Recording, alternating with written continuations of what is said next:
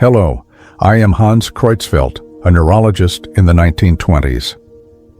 At that time, I was seeing strange patients who were rapidly losing their memory and ability to move. Their behavior was not typical, and the disease progressed at an unusual rate. This disease was what later became known to me and my colleague, Alfons Jakob, Creutzfeldt-Jakob Disease, the silent killer of the brain. Hello, I'm Hans' colleague, Alfons Jakob. We carefully studied all these patients to record the progression of the disease and to understand what was happening in the brain. In patients, the first symptoms always resembled forgetfulness and impaired decision-making. They would forget simple, everyday tasks and sometimes even the names of family members. Their behavior was also unusual, sometimes calm and collected, sometimes suddenly anxious or confused. Their movement and balance were also rapidly disrupted. The patient's memory has become very weak and his movements have become a little unsteady. Do you see how he shakes when he sits? The speed of progress is alarming. No other disease we've ever seen has been this fast.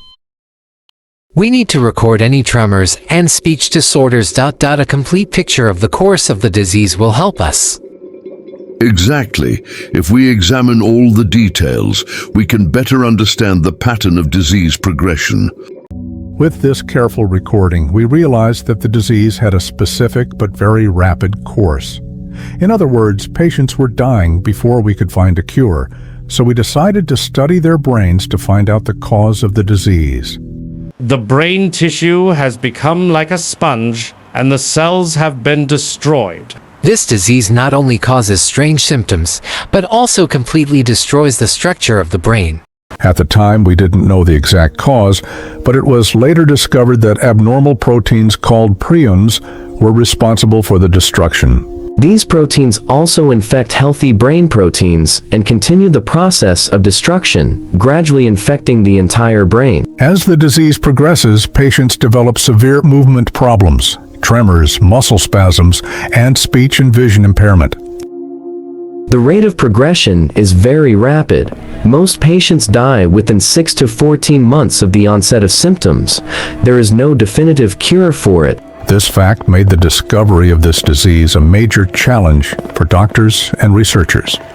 The careful recording of symptoms and examination of brain tissue laid the foundation for our knowledge of prion diseases. These observations helped subsequent generations of scientists better understand the brain and prions and pave the way for medical research.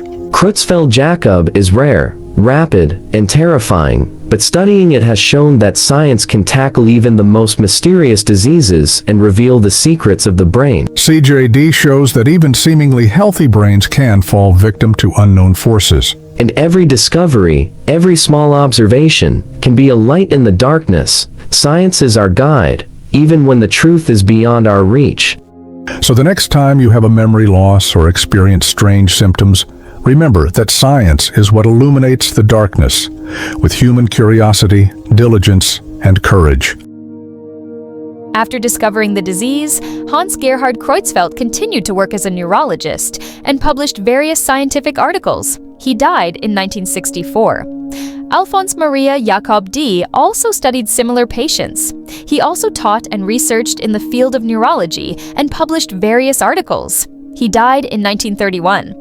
Although no treatment was available at their time, their early observations and documentation laid the foundation for subsequent research on prions.